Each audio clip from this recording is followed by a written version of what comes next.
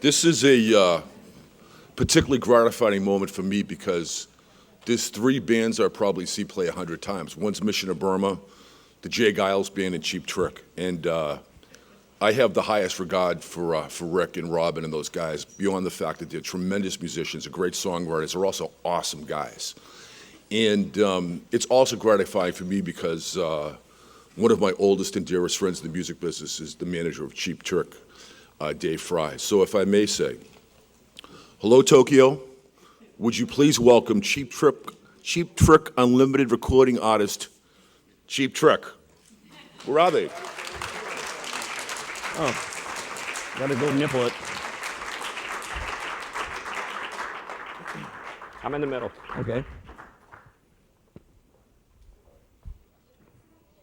Oh, you're going to be way over here. You sit in the middle. Where do you want me? You sit in the No, middle. that's fine. No, come on. I'm going to sit where my name tag is. No. Here, Well, I can change move this. this. Here.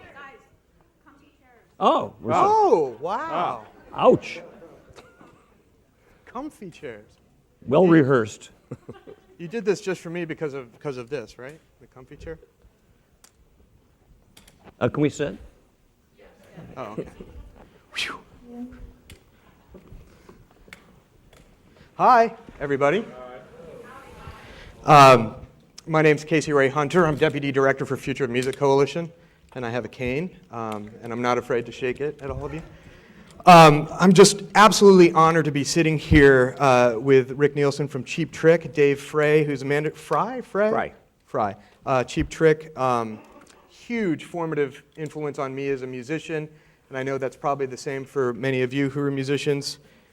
I've been incredibly impressed with the band's ability to navigate this topsy-turvy industry for as long as they have. If we sat here and talked about everything that these guys have accomplished since they came together in '73, it would take the entire summit, which is totally fine with me, but we might have to readjust the schedules. So we'll just get into it. Rick, when you guys were first starting out, how did you manage to get fans in the door? What would you tell today's bands? What would I tell today's bands? Let's see.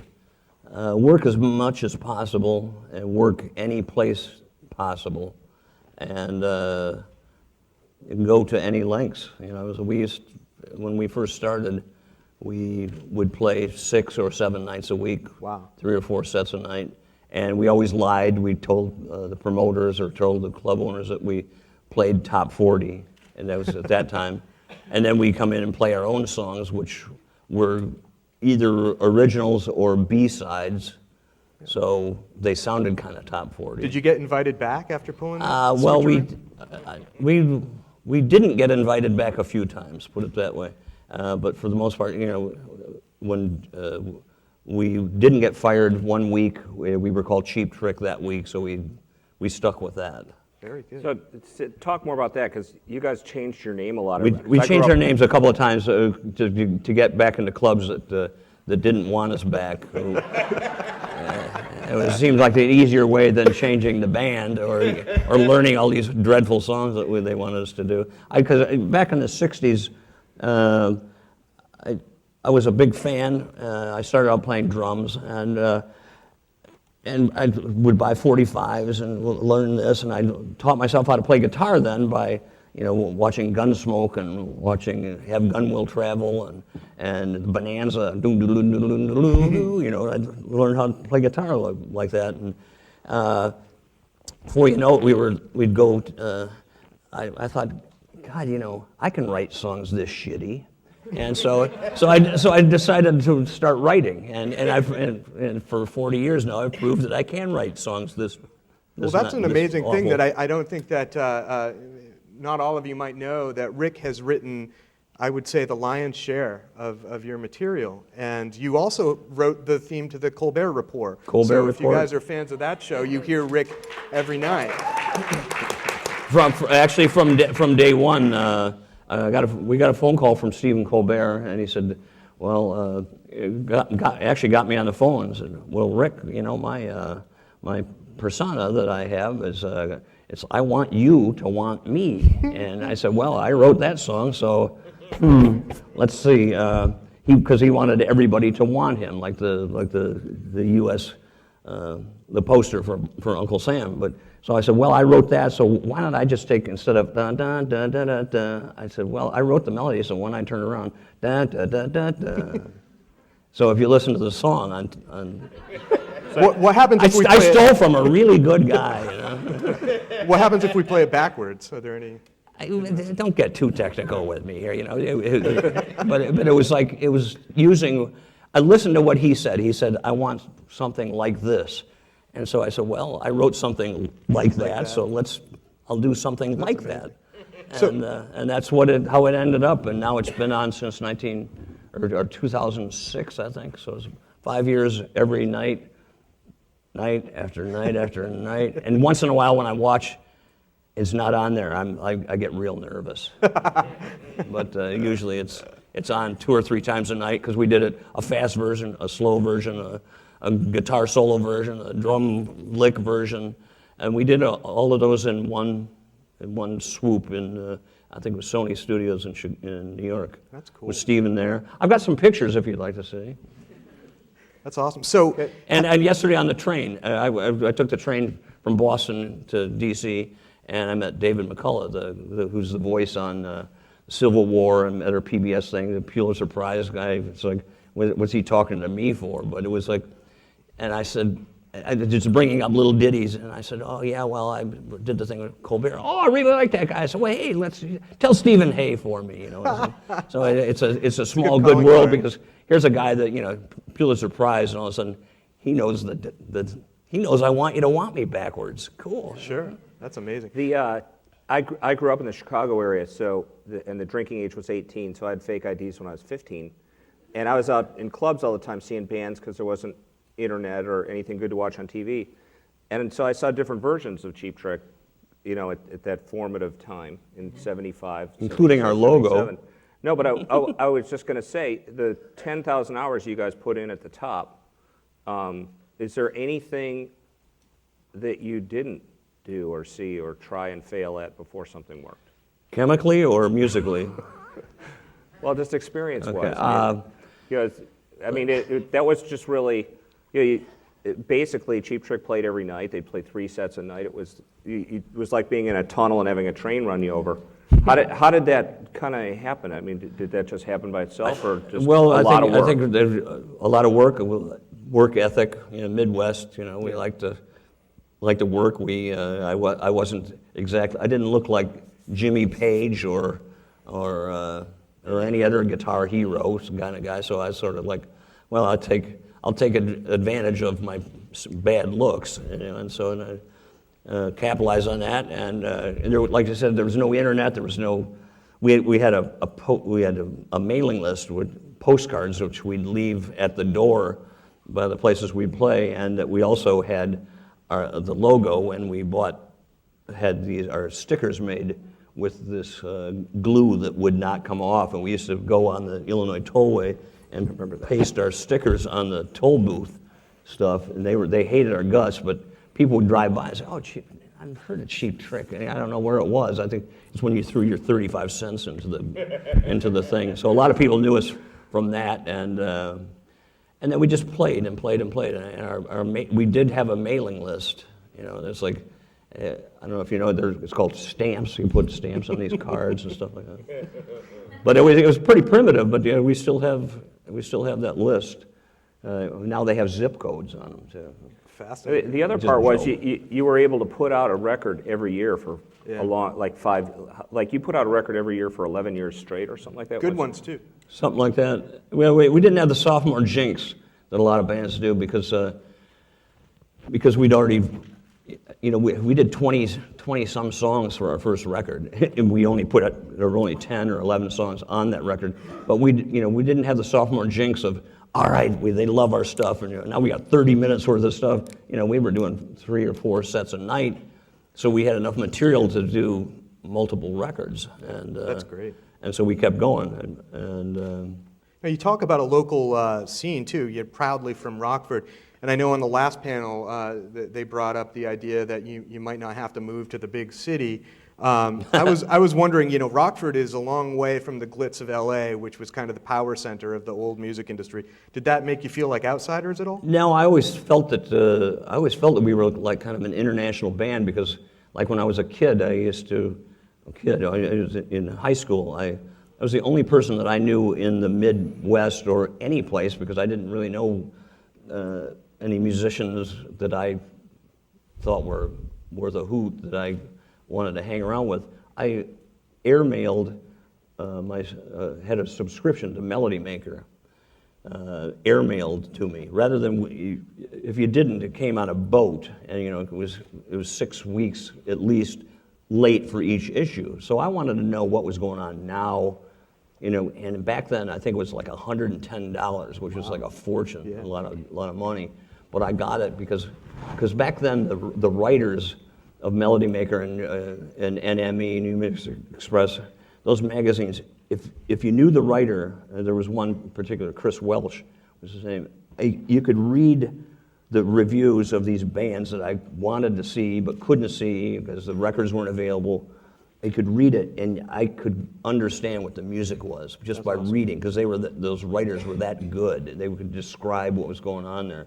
And I went to England in '68 and '69 and bought the very first Mellotron outside of I think Stevie Wonder had one, the Beach Boys, and CBS TV had a Mellotron. And I was the only guy. I went over and bought this 3,000-pound dual keyboard Mellotron, had it shipped over by boat, and I played it in the band that I was in Do you called still have Fuse. I sold it about 25 years ago, but I was the first distributor of the little Mellotrons before Dallas Arbiter took that over. But it was like such an oddball instrument because I just liked the different sounds that it had, and it was an analog machine, not digital, which I still prefer today. I still have a Mellotron, but the other Mellotron that was around was the Moody Blues had one, and the Beatles, if you know Bungalow Bill, that song, that's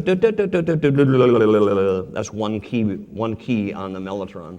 It's a very touchy, very fragile instrument.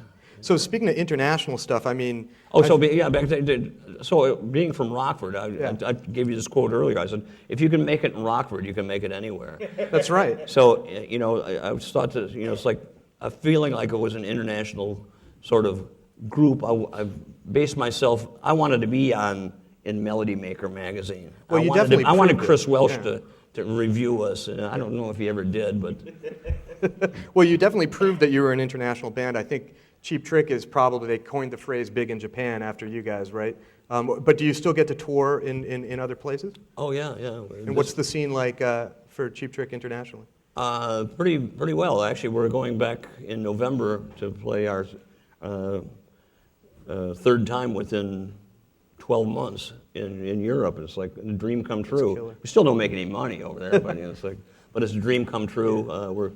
We got Deep Purple asked us to play 4 or 5 shows with them at Wembley, and so that's quite an honor, because we played with those guys before, and we just got done playing in Europe. We played all over the place. We played festivals. We did our own shows in Ireland and Spain and Portugal, and some other places. So you're getting around. That's it's pretty cool. And in November we won an award for Classic Rock Magazine, which is here we are, Americans winning an award in England for They've always known the good American bands, I think. Yeah, I think Jefferson Airplane never got an award. Yes. Dave, I wanted to ask you a question. I mean, so many things have changed in the music marketplace, and you're kind of in charge of keeping this band, this legendary band, on the right glide path. Today's marketplace is really crowded, it's really noisy, it's really fickle. How do you go about making sure that people know what Cheap Trick is doing? You're talking about the band being fickle? Yes, exactly that. I just try to do what makes sense. I mean, my first resource is the band themselves. They've been doing this, when we all get together, there's maybe 150 years of Cheap Trick in the room, and I've got 10. So I'm the new guy. So I'll be, well, let's try this. And someone will say, we did that in 1983 and everything went to shit. And I'll go, well, we got plan B or something like that. But you just try to do what makes sense. I was going to just on the classic rock tip, the band went to play the Classic Rock Awards, which it has a different connotation, classic rock does in Europe than it does here, but it's a huge magazine there. It has an actual physical circulation of 93,000, which is pretty healthy in this market. And instead of putting our record out with a record company, we did what's called a cover mount.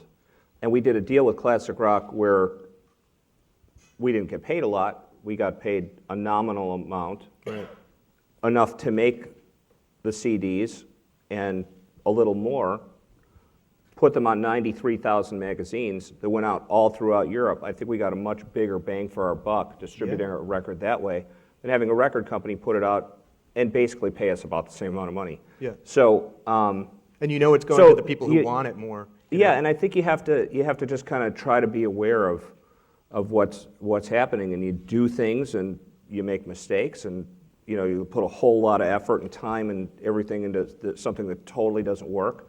And then other things, just you're just picking up the phone and it's Stephen Colbert saying, let's do the theme song, and all you have to do is say yes. Yeah. So it's kind of like that, you're chasing opportunity. First, as a manager, you always try to be like, well, you want to find people that are really talented, and I'm really lucky to work for the best rock band in the world.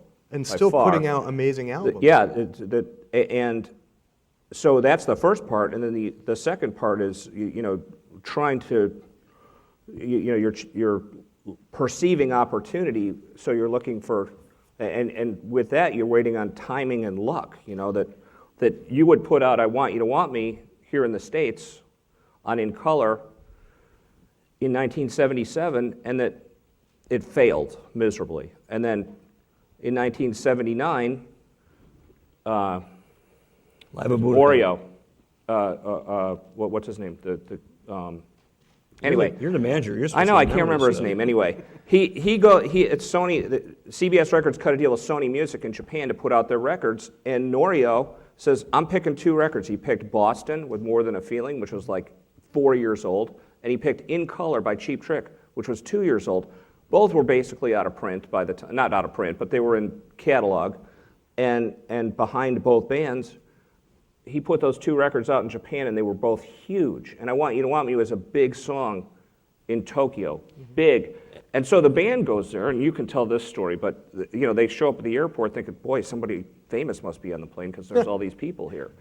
No one expected the famous that. people. Here we just got done playing a show in Keokuk, Iowa, and we go to O'Hare, get on a plane, we fly to Tokyo, and we land.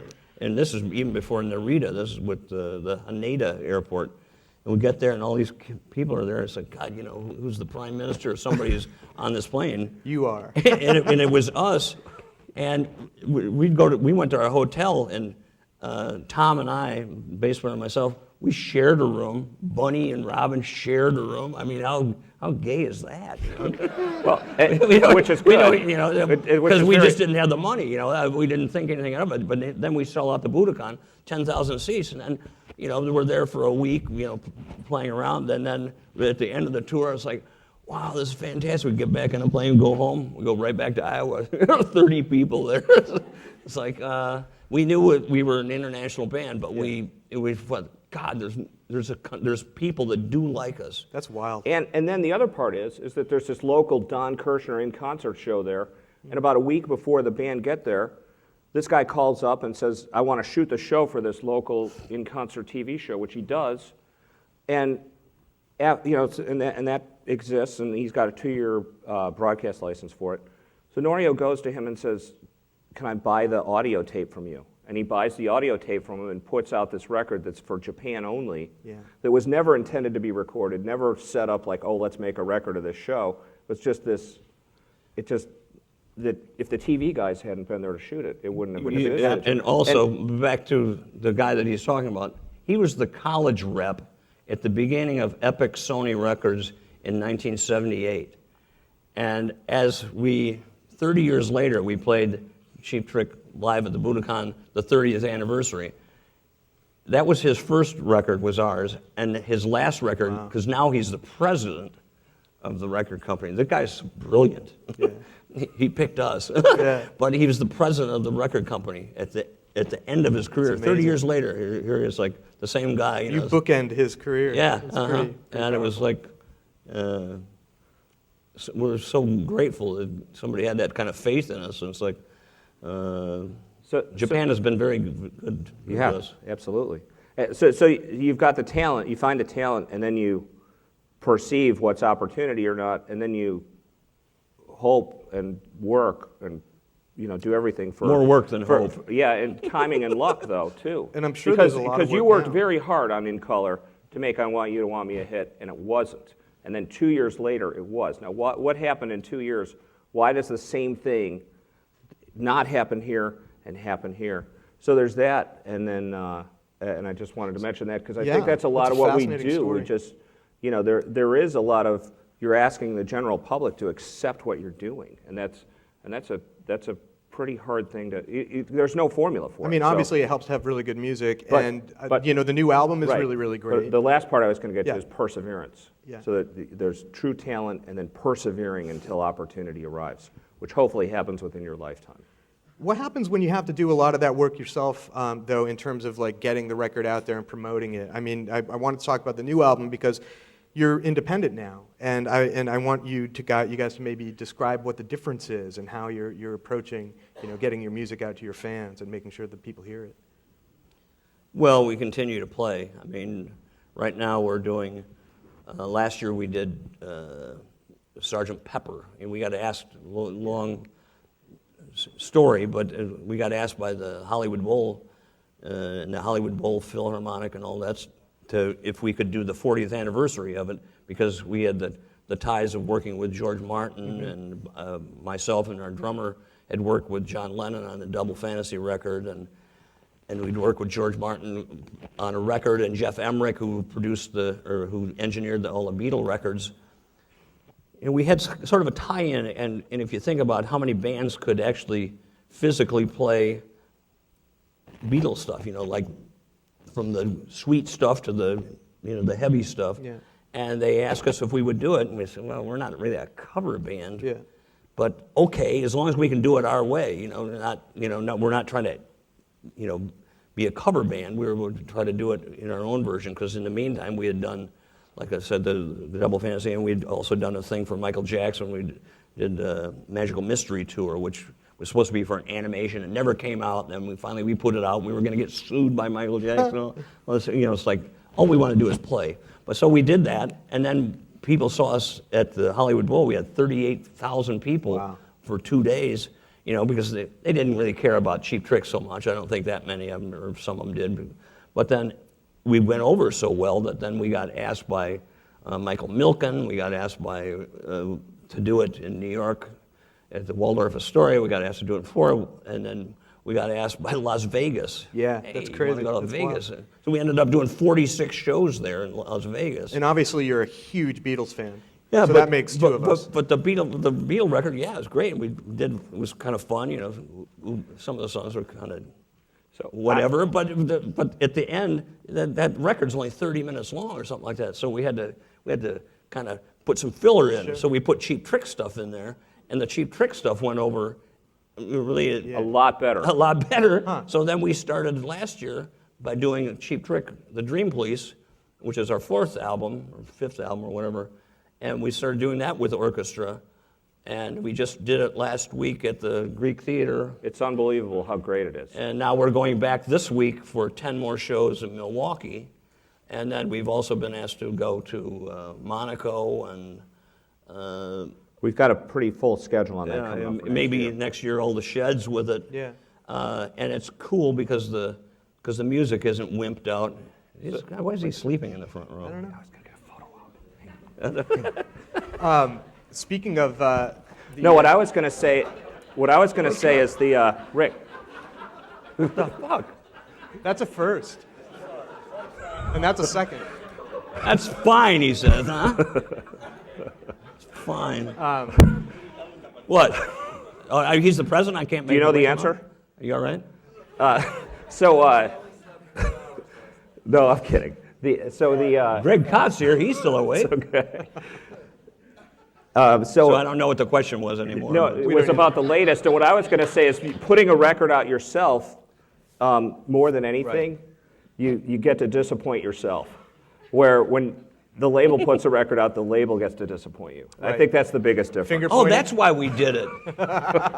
Well, no, we kind of, actually we made a lot more money. We sold fewer things for more money. Right. And we tried to Kept get to more our money. core fans. It was something I asked the panel earlier, which is about information. All these people have cheap trick information databases that I am often on bended knee or trying to work out a deal with to use their list. If I can access the Ticketmaster list to sell records to people that bought Cheap Trick tickets, if I can use the Amazon.com list to sell records to people that bought Cheap Trick stuff at Amazon.com, Amazon.com has a database of 27,000 people that have bought Cheap Trick stuff. Yeah. Ticketmaster has a database of 516,000 people that have bought tickets that say Cheap Trick on it. It may say Aerosmith Cheap Trick or say Chicago Cheap Trick or just Cheap Trick.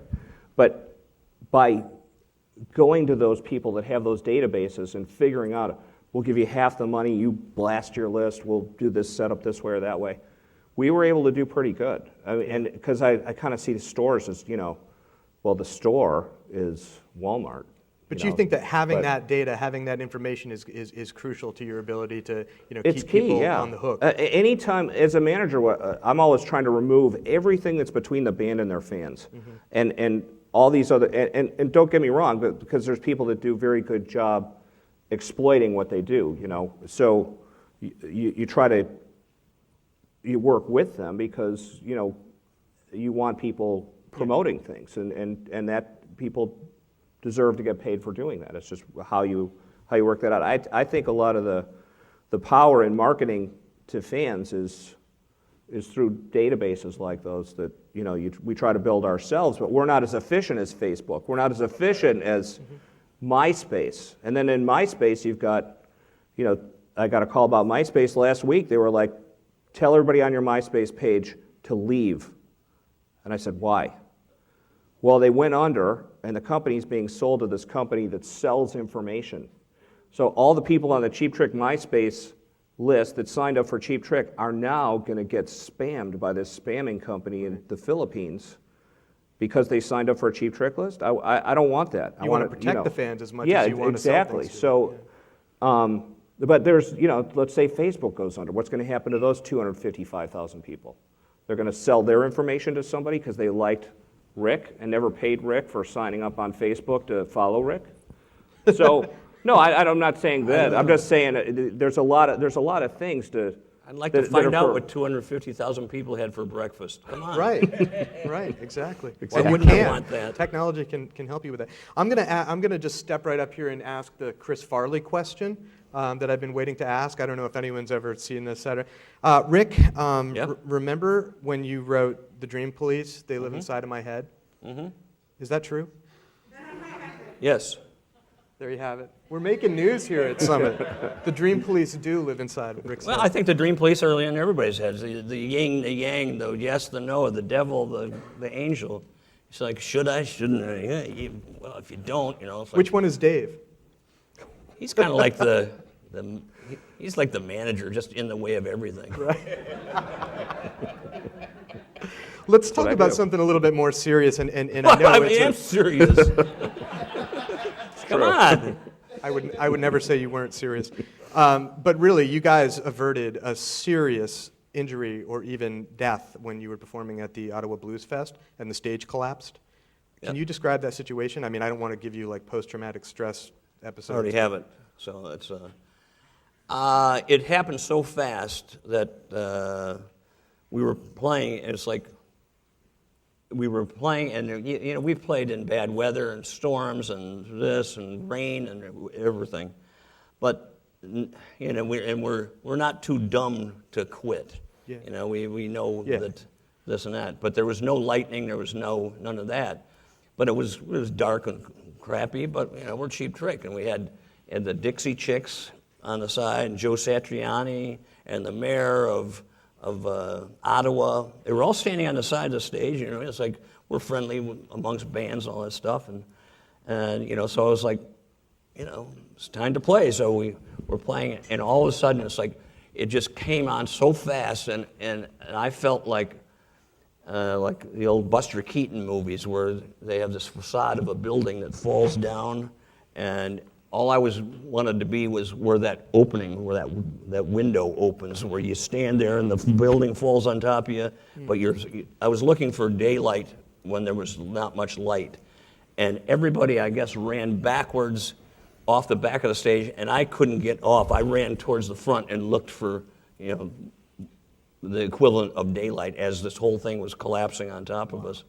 And the good news is we didn't get killed too bad. Your truck driver got injured. The right? truck driver got injured, but if it weren't for the truck driver being there with his truck in the back holding up the stage, because the stage fell, instead of falling flat to the stage, it caught the back of the truck, so there was a little, like a 6-foot difference between the stage and the top of the truck that was a little room to scramble out of. But our equipment is just now, this is 2 months ago, it's just now getting all back to us, and a lot of it was ruined. Guitars, or the insides were just screwed up. Unreal. And a couple of our guys mentally have still not really totally recovered, because it's terrible, because we feel bad for the fans, because it was a bad joke, but it was like, thank God Amy Winehouse didn't die that day. We got no press. Yeah. You know. Well, you know, the sad part is but it after kept that, happening. then Indiana happened, and Indianapolis happened, and Yeah. and in Belgium, and a couple of places. Like, gee, this global warming, I don't think there's anything. You know, it's like this nasty batch of weather, but. Can't be just the weather, though. No, right? but the staging too. The Yeah. stage collapsed in a way that it normally wouldn't go. And I only know what I know about it, but I'm Right. sure there's more technical things. But I'm happy to be here. Right. Yeah, we're happy you're here. Absolutely. We're in Ottawa, right? We had Ottawa. a I still can't figure out some stuff. we had a pre-show meeting, as they normally do, and there was weather address that there might be a storm coming. So I was on the stage, and Carl was on the stage, and the band, obviously. But no one told us to get off the stage. You know, there was a designated person that was going to come tell us to get off the stage. Mm-hmm. That didn't happen. And so I'm standing on the stage, and here comes this rain, and it's pushing dust in front of it. You know, there's this wall of rain down the hill, more or less. And Robin says, you know, go, get away. And that was the only warning the crowd got. So the crowd was able to move away from the stage, which was good. And I look, and this wind hits, and it's like being in a hot air balloon. Everything kind of billows out. And I'm looking up, because there was a banner next to me that was flapping, near my head. So looking up, and the stage roof, which is like 90 by 75, lifts up and sets back down on the tower. So I'm like, God, I've never seen that before. Wow. You know, and then it all creaks back about 10 feet. And I'm like, man, I've never seen that before either. And then it fell 70 feet in about a quarter second. And as Rick said, our truck driver had put the truck behind the stage. So it fell on the truck, which broke the fall. And anyway, and then the deck broke. You know, the stage deck broke in half, and all the floor pieces are going like this. And the fact that everybody got off that stage is just... You can see video that Robin It's unbelievable that I'm so grateful. I was still on the stage. I was the only one still on there. And Rick walked to the front. I had to have, the search and rescue people came to get me off, because I couldn't get off. It was because it had collapsed on both sides, and the stage was all buckled. And, like, let's see, do I want to jump 15 feet into the pit? I'm 62 years old, and I'm not good at jumping 15 feet into the pit anymore. Yeah.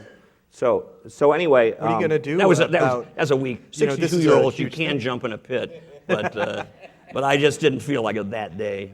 But you're getting pretty involved now. well, we took inventory, and our our personnel inventory was intact. So that's first and foremost. I mean, we had a guy that was impaled.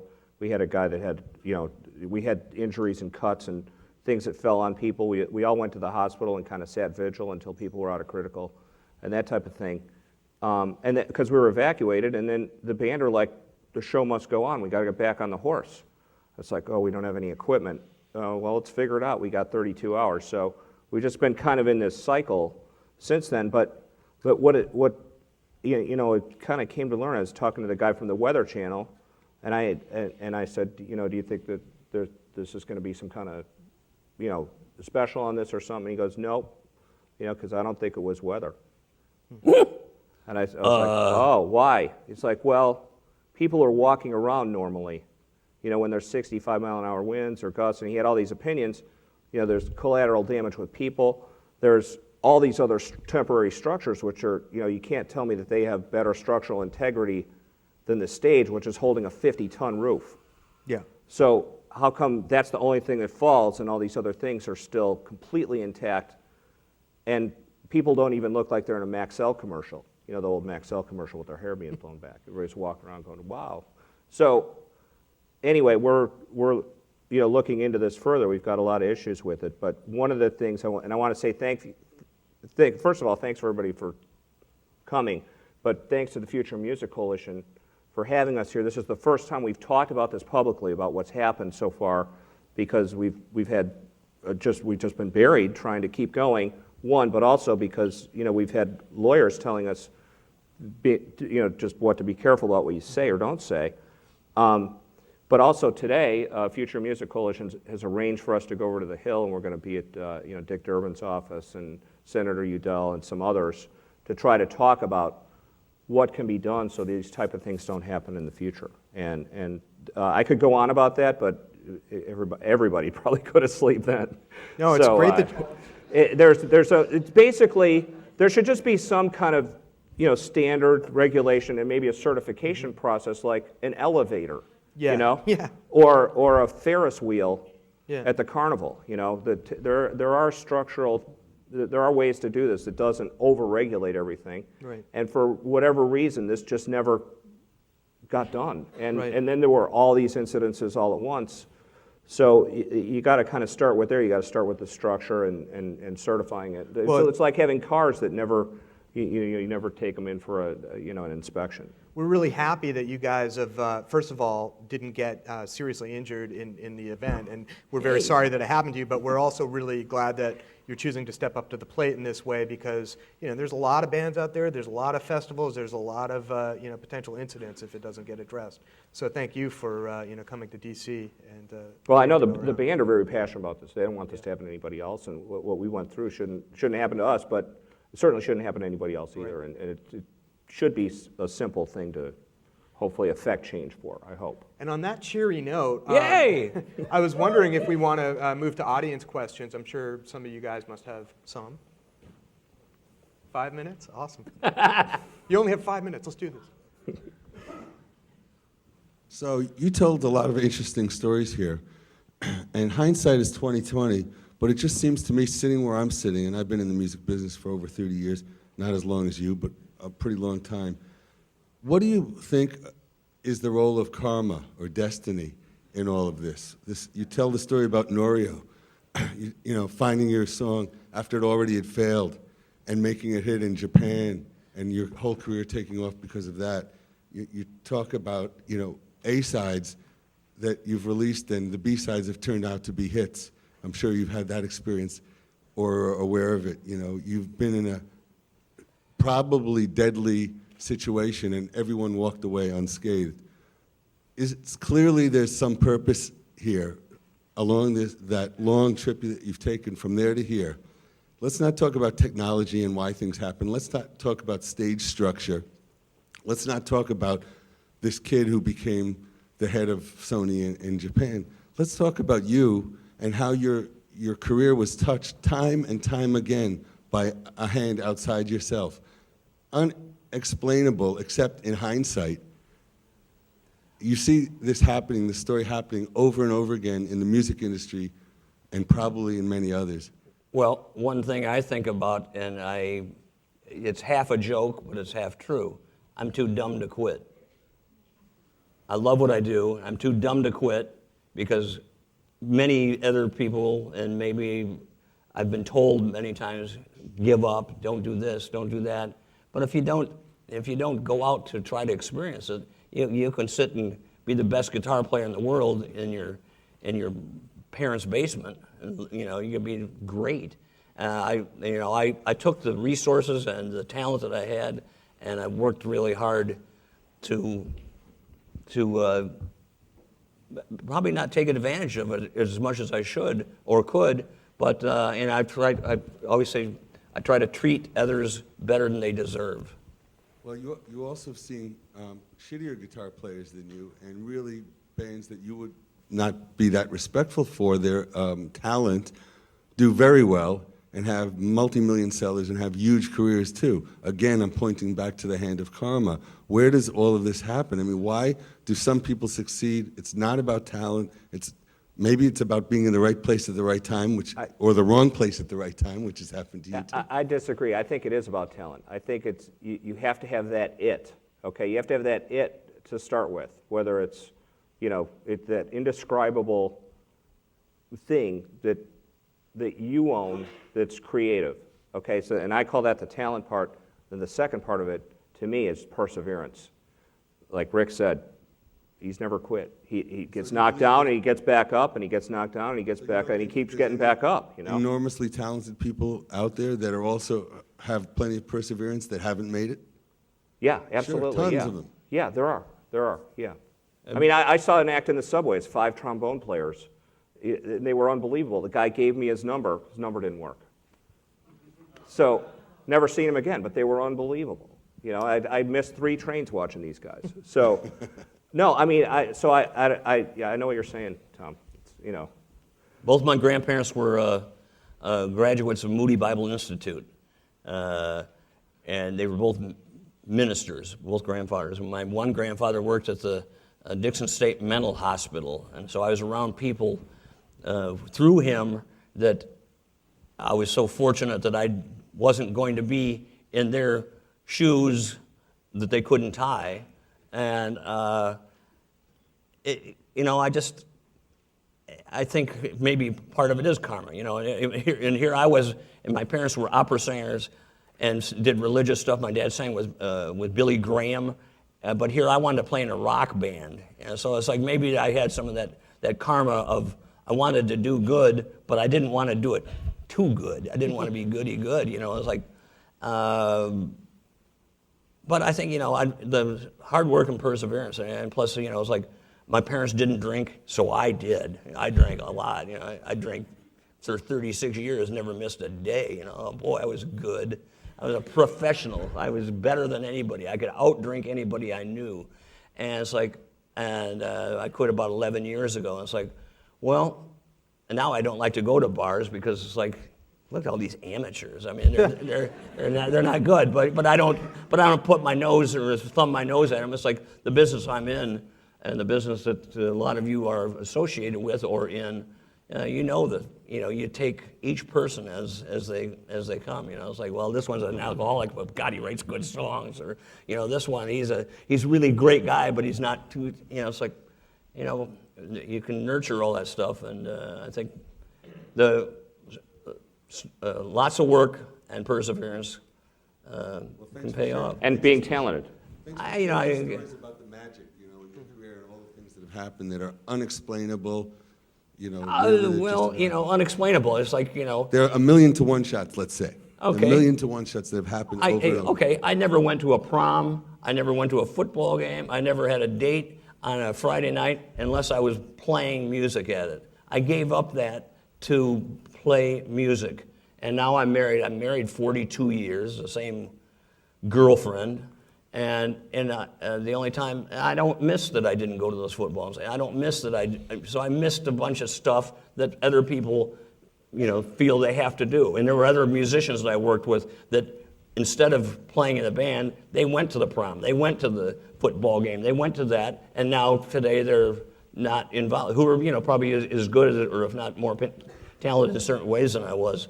I knew where I wanted to go, but I knew kind of where I wanted to go, but I just didn't know what direction it was going to be. And I didn't know I'd be here today. Thanks, Tom. Do we have anybody else? Anybody? I've got two questions. The first one's two parts. And Is it karma? Anything to do with that? Yeah. Okay. No. So the first, you can pick which one you want to answer. The first one, I saw, I listened to you talk about the stage collapse, and I'm just wondering, after some reflection, who do you have a message for coming out of that, and what is that message? And then the second question, is there a message on your socks? I'll answer the second one. Lisa pointed this out to me. I guess I'm on the wrong day, but it's socks of the week. He's ahead of his time. It's Tuesday in my world. He used Monday and Tuesday on Sunday, or Sunday and Monday, yeah. And you gotta see what my underwear say. Save it for the green room. Hi, Rick. Greg Cott, do you have a question? We got one, maybe one more right here where I just got the Hey, time. he's up thing, there. But, do you Hi. Oh, sorry, I didn't see you. The bright Hi, lights. Rick. Thanks for your music over Hi. the years. Speaking of hard work, and this is just out of curiosity, I wanted to know when you first started about how many shows you all were doing a year, and now toward 330? 300. Wow. Really? And now today, how many you all are doing? About 100. About 100 a year? Yeah. Okay. That's But that awesome. doesn't include travel. That's amazing. Correct, To yeah. still be Doesn't going at include that travel. capacity. Now we have to go further. Right, right. And yeah, your music is very relevant to a whole new age group today, and that is awesome. I wanted to add that. I too. wrote a song on our first album, Daddy Should Have Stayed in High School, and the line was, I'm 30, but I feel like 16. I said, I'm way over 30, and I still feel like I'm 16, unless I wake up and look in the mirror, then it's like just frightening. Yeah. Well, that's great. Keep on. Adam, you want to do one more down here? Thanks. So I'm your first demographic. I bought those albums. Yes. It's the week they came out. So I'm obviously a big fan. I work with a lot of young bands, and they seem to spend as much time worrying about their clothes or image as they do with the music. Obviously, I don't. And but obviously you had a very striking visual gimmick, if I want to say a brand image, to rockers to goofballs. Exactly. How was that a conscious marketing decision, or was it something that was just natural? And do you think that having a very strong visual presence plays even a more important role nowadays? I think the visual presence, yes, but at the same time, it's like I never looked good in my mother's makeup or hairspray, and I looked. But you know that. I tried it, so I didn't like it. And I thought spandex and a cucumber and a piece of tinfoil, I didn't need it. I mean, what a joke. I mean, it's like I never wanted to be anybody else. I don't know that I wanted to be me, but I never wanted to be anybody else. And so it's like, yeah, you can't buy a 5-neck guitar at Sears anymore, you know? That's a joke, kind of. Yeah. Sorry, I had. So I just really, really want to thank Dave. I do and Rick. things that I like to do, and it's like, it's like I say, I never wanted to be anybody else except I wanted to be a guy playing in a rock band, and I'm one of the luckiest guys in the world. Well, you're good at it. Yeah. That's for sure. Definitely, really impressed with your new album, the studio album, the latest. You guys should check it out. I'm a huge Cheap Trick fan. I was like really delighted to go and be like, yes, knocked it out of the park. So, thanks for continuing to put out good music and going around the world and doing the stuff you do. Too dumb to quit. Too I dumb already to said quit. that. Whatever it takes, don't smarten up. Stay dumb. Got that. And thanks to everybody for coming. Thanks to Rick and thanks to Dave. Thank you. For making the time. Thank you guys. Thanks.